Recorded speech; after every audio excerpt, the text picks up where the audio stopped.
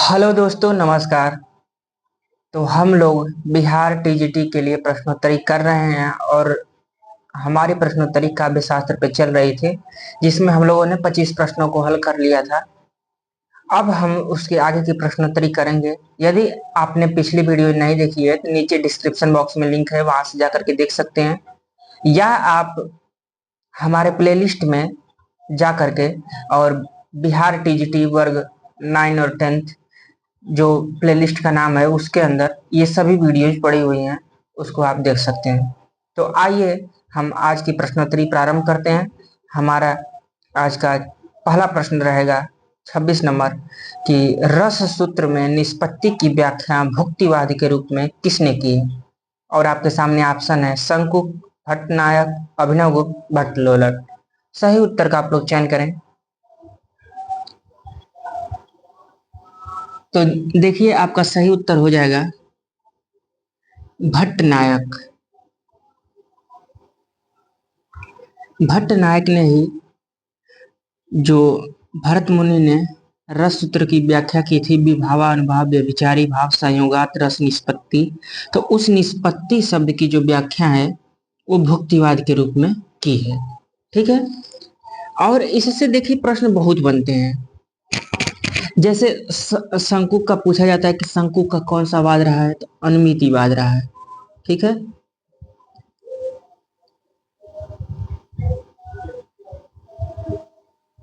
अनुमितिवाद। उसके बाद ये पूछा जाता है कि अभिनव गुप्त का क्या था, तो अभिनव गुप्त अ से अभिनव गुप्त, अ से अभिव्यक्तिवाद, ये नॉर्मल हो जाता है। ठीक है। अभिव्यक्तिवाद। इसके बाद भट्ट लोलट का, तो भट्ट लोलट का जो था उत्पत्तिवाद था। ठीक है। तो इस तरह से आप लोग ध्यान दीजिए। और देखिए प्रश्न इस प्रकार से भी बनता है कि ये किस दर्शन से संबंधित थे। जैसे दर्शन भी पूछ लिया जाता है। जैसे ये जो भट्टनायक हैं, इनका तो भुक्तिवाद है। रस निष्पत्ति की जो व्याख्या की थी वो भुक्तिवाद के नाम से की थी, लेकिन इनका किस दर्शन से संबंध था, तो सांख्य दर्शन से। ठीक है। उसी तरह से आपका शंकु का जो अनुमितिवाद है, इसका संबंध किस दर्शन से है, तो न्याय दर्शन से। ठीक है। अभिनव गुप्त का अभिव्यक्तिवाद है, तो इनका दर्शन शैव दर्शन। ये सब चीजें आप लोग जरूर याद कर लीजिए, ये परीक्षाओं में पूछा जाता है। भट्ट लोलट का उत्पत्तिवाद है, तो इनका कौन सा दर्शन है, तो मीमांसा दर्शन। मीमांसा। ठीक है। तो ये चीज आपके लिए बहुत इंपॉर्टेंट है, आप लोग इसको जरूर देख लें। आइए हम अगला प्रश्न देखते हैं, प्रश्न नंबर 27 कि साधारणीकरण की सिद्धांत का उल्लेख सर्वप्रथम किस आचार्य ने किया है? आपके सामने ऑप्शन है भट्टनायक, आचार्य विश्वनाथ, अभिनव गुप्त, रामचंद्र शुक्ल। सही उत्तर का आप लोग चयन करें कि सर्वप्रथम साधारणीकरण का सिद्धांत किसने दिया था।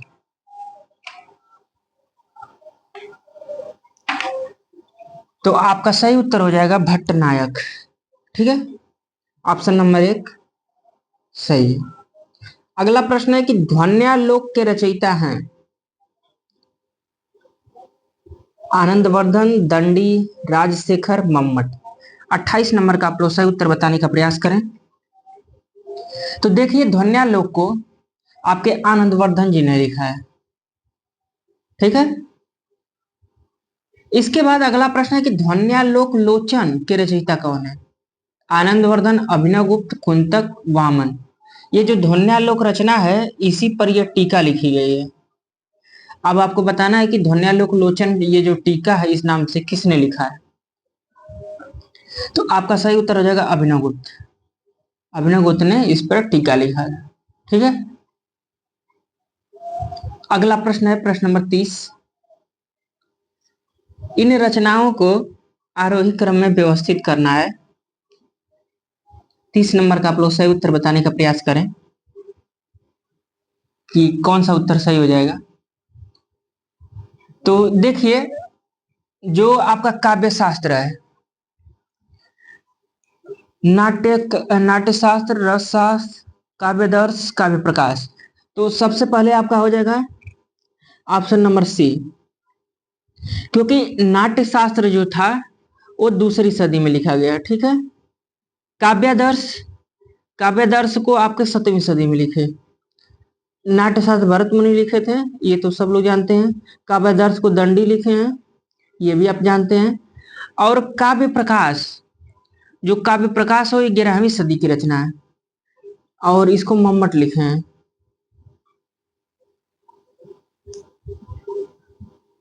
ठीक है।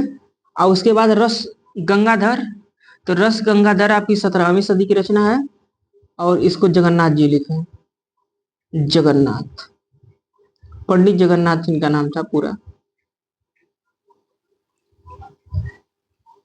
आइए हम अगला प्रश्न देखते हैं, प्रश्न नंबर 31 कि तुलसीदास का प्रमुख काव्य प्रयोजन क्या था? यश प्राप्ति, धन प्राप्ति, लोक मंगल, उपयुक्त में से कोई नहीं। तो लोक मंगल था। स्वांतः सुखाय तुलसी रघुनाथ गाथा, वो स्वयं के सुख के लिए रघुनाथ जी की गाथा लिखे थे। अगला प्रश्न है 32 नंबर कि रीति को पद संघटना इनमें से किसने कहा? रीति का नामकरण किसने पद संघटना नाम से किया है? वामन, मम्मट, आनंदवर्धन, रुद्रट। 32 नंबर का आप लोग सही उत्तर बताने का प्रयास करें तो आपका सही उत्तर हो जाएगा आनंदवर्धन, सी ऑप्शन सही। अगला प्रश्न है कि रस ध्वनि को काव्य की आत्मा किसने माना है? मम्मट ने, आनंदवर्धन ने, अभिनव गुप्त ने, भामा ने। ये इंपॉर्टेंट प्रश्न है। तो रस ध्वनि को काव्य की आत्मा आपके अभिनव गुप्त जी मानते हैं। दोस्तों, यदि मेरी वीडियोज आपको अच्छी लग रही हो तो please like, share and subscribe. अगला प्रश्न देखते हैं, प्रश्न नंबर 34 विशिष्ट पद रचना रीति, ये कथन किसका है? किस आचार्य ने स्टेटमेंट बोला है? मम्मट, अभिनव गुप्त, धनंजय, वामन। तो 34 का आपका सही उत्तर हो जाएगा वामन। अगला प्रश्न है कि सहसा सर्वत्र वक्रोक्ति, यह किस आचार्य का कथन है? भामा का, दंडी का, वामन का, कुंतक का। 35 नंबर का आप लोग सही उत्तर बताने का प्रयास करें। तो ये जो है वो कुंतक का स्टेटमेंट है, तो आप लोग इसको याद कर लीजिए। अगला प्रश्न है 36 नंबर कि दंडी किस संप्रदाय के आचार्य हैं? रीति, अलंकार, रस, ध्वनि। इंपॉर्टेंट प्रश्न है, आप लोग कोशिश करिए कि सही उत्तर बताने का प्रयास करें। तो देखिए 36 का आपका सही उत्तर हो जाएगा अलंकार। जो दंडी थे वो अलंकार के संप्रदाय के आचार्य हैं। आचार्य जयदेव किस संप्रदाय के आचार्य हैं या किस संप्रदाय के समर्थक हैं? वक्रोक्ति, रस, ध्वनि, अलंकार। सही उत्तर का आप लोग चयन करें। 37 नंबर का सही उत्तर क्या होगा? तो देखिए, जो आचार्य जयदेव हैं वो भी अलंकार संप्रदाय के समर्थक जा रहे हैं। अगला प्रश्न है 38 नंबर कि काव्यस्य आत्मा ध्वनि रीति किस आचार्य का कथन है? आनंदवर्धन, अभिनव गुप्त, कुंतक, मम्मट। सही उत्तर का आप लोग चयन करें। ये आपके सामने 4 ऑप्शन दिए गए हैं। तो देखिए, जो 38 नंबर का आपका सही उत्तर हो जाएगा वो हो जाएगा आनंदवर्धन। ठीक है, ये इनका स्टेटमेंट है कि काव्य से आत्मा ध्वनि रीति। अगला स्टेटमेंट है कि वाक्यम रसात्मकम काव्यम, यह कथन किस आचार्य का है? मम्मट, दंडी, विश्वनाथ, जगन्नाथ।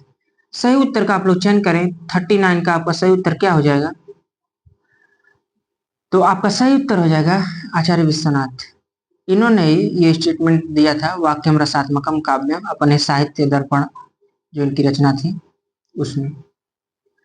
अगला स्टेटमेंट है कि रमणीयार्थ प्रतिपादक शब्द काव्यम, यह कथन किसका है? भामा का, दंडी का, विश्वनाथ का, पंडित जगन्नाथ का? तो ये स्टेटमेंट आपके पंडित जगन्नाथ जी का है। रमणीयार्थ प्रतिपादक शब्द काव्य। अगला प्रश्न देखते हैं, प्रश्न नंबर 41 कि रस गंगाधर किसकी कृति है? रस गंगाधर किसकी कृति है? आचार्य विश्वनाथ, पंडित राज जगन्नाथ, मम्मट, भामा? सही उत्तर का आप लोग चयन करें। तो 41 नंबर का आपका सही उत्तर हो जाएगा पंडित जगन्नाथ। इन्होंने ये रस गंगाधर लिखा है। अगला प्रश्न 42 नंबर कि इनमें से अलंकार संप्रदाय का प्रवर्तन किस आचार्य ने किया है? भरत मुनि, भामा, दंडी, केशवदास? 42 नंबर का आप लोग सही उत्तर बताने का प्रयास करें। तो आपका सही उत्तर हो जाएगा भामा। इन्होंने अलंकार संप्रदाय का प्रवर्तन किया है। अगला प्रश्न है प्रश्न नंबर 43 कि पंडित राज जगन्नाथ के ग्रंथ का नाम बताइए। साहित्य दर्पण, रस गंगाधर, काव्यादर्श, नाट्यशास्त्र? तो जैसा कि हम ऊपर इसको हल करके अभी आ रहे हैं, तो जगन्नाथ जी का वो रचना है रस गंगाधर। अगला प्रश्न है 44 नंबर की वक्रोक्ति संप्रदाय के प्रवर्तक आचार्य कौन है? मम्मट, आनंदवर्धन, कुंतक, वामन? 44 नंबर का आप लोग सही उत्तर बताने का प्रयास करें। तो कुंतक है। कुंतक वक्रोक्ति के प्रवर्तक आचार्य हैं। 45 नंबर प्रश्न कि मधुमती भूमिका का उल्लेख किस आलोचक ने साधारणीकरण की व्याख्या करते समय किया है? रामचंद्र शुक्ल, श्याम सुंदर दास, डॉक्टर नगेंद्र भट्टनायक? 45 नंबर का आप लोग सही उत्तर बताने का प्रयास करेंगे। तो आपका सही उत्तर जाएगा ऑप्शन नंबर बी, श्याम सुंदर दास ने। अगला प्रश्न 46 नंबर कि उत्तम कोट की रसानुभूति में सामाजिक का तादात्म्य होता है। आश्रय के साथ, अनु कार्य के साथ, कवि की अनुभूति के साथ, उपयुक्त में से कोई नहीं। 46 नंबर का आपका जो सही उत्तर हो जाएगा वो हो जाएगा ऑप्शन नंबर ए, आश्रय के साथ। अगला प्रश्न 47 नंबर कि नाट्य शास्त्र को क्या संज्ञा दी गई है? पंचम वेद, साहित्य कोश, नाट्य कोश, उपयुक्त में से कोई नहीं। तो 47 का आपको जो सही उत्तर हो जाएगा वो हो जाएगा पंचम वेद। ये नाट्य शास्त्र की एक अलग संज्ञा है। जैसे 4 ही वेद हमारे धर्म ग्रंथों में है, तो ये 5वां वेद है। अगला प्रश्न है 48 नंबर कि रस का अर्थ क्या है? स्वाद, काव्यानंद, आस्वाद, उपयुक्त में से कोई नहीं। तो रस का जो साहित्य में अर्थ लिया जाता है वो काव्यानंद से लिया जाता है। काव्य से प्राप्त आनंद ही रस है। इसके बाद 49 नंबर प्रश्न कि रस रूप में क्या परिणत होता है? अस्थाई भाव, विभाव, अनुभाव, संचारी भाव? ये इंपॉर्टेंट प्रश्न है, इसको तो जरूर आप लोग ध्यान दीजिए। तो देखिए 49 का आपका सही उत्तर हो जाएगा अस्थाई भाव। रस के रूप में अस्थाई भाव ही परिणत होता है। अगला प्रश्न, और ये आज का अंतिम प्रश्न इस वीडियो का रहेगा। इसके बाद इसके आगे की प्रश्नोत्तरी हम लोग नेक्स्ट वीडियो में करेंगे, क्योंकि वीडियो लंबी हो जाएगी तो थोड़ा आप लोग देखना कम पसंद करें। अस्थाई भावों की संख्या कितनी है? 10, 11, 9, 8? 50 नंबर का आप लोग सही उत्तर बताने का प्रयास करें। तो देखिए आपका सही उत्तर हो जाएगा ऑप्शन नंबर सी, 9 अस्थाई भाव है। तो ठीक है दोस्तों, यहाँ तक देखने के लिए आप लोगों का धन्यवाद। हम लोग इसके आगे की प्रश्नोत्तरी में फिर मिलते हैं। नमस्कार।